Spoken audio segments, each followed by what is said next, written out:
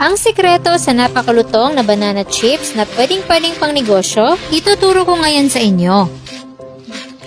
Kaya kung naghahanap ka ng pandagdag kita na patok sa mga kids, pwedeng-pwede mo tong subukan.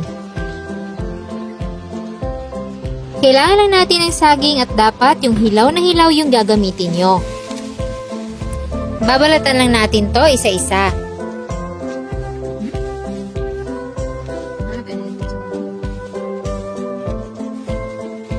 Meron pang dagta itong hilaw na saging kaya kailangan yung gumamit ng gloves.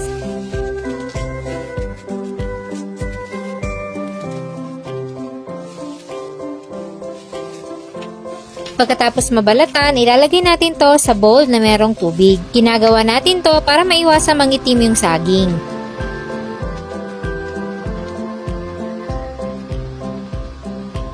Ngayon naman ay isa-slice natin to sa tamang laki, yung hindi masyadong manipis at hindi rin naman makapal.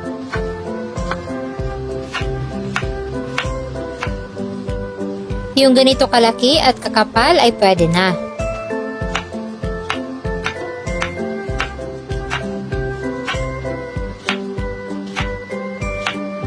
Then, itabi lang muna natin sa isang lalagyan yung mga natapos ng mahiwa hanggang sa maubos lahat ng binalatan nating saging.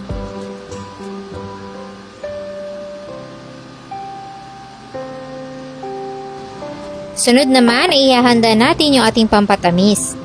Paghahaluin lang natin ang 1/2 cup ng tubig, 1/2 cup ng white vinegar, at 1/3 cup ng white sugar. Haluin mabuti hanggang sa ma-dissolve yung ating asukal. Para sa mga magtatanong kung para saan yung suka, yan po yung magbibigay ng extra lutong at mas matagal masira yung ating banana chips. Start na tayo magprito. Sa mainit na mantika, ilagay na natin yung ating hiniwa-hiwang saging. Make sure lang na sa paglalagay na hindi siya magkadikit-dikit. Prituhin lang hanggang sa mapansin nyo na medyo nag-dry na siya. At dyan na natin ilalagay yung ating ginawang mixture kanina. Sa ganito kadaming saging, hahaluan ko lang ng mga 6 hanggang sa 7 kutsara ng ginawa nating mixture. Halu-haluin lang hanggang sa mapansin nyo na unti-unti na nagiging brown yung kanyang kulay. Kapag malutong na yung saging kapag tinatamaan ng strainer, pwede na natin niyang hanguin.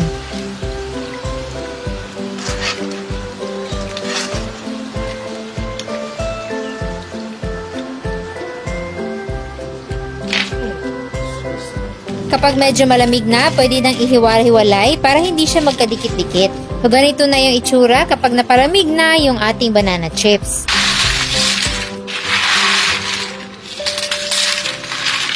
Malutong na malutong at saktong-sakto lang ang tamis. I-pack nyo lang sa ganito mga plastic pero gumamit kayo ng gloves kung gusto nyo ibenta. Kaya kung gusto mo ng dagdag kita, pwede mong subukan yung ganitong klase ng kutkutin.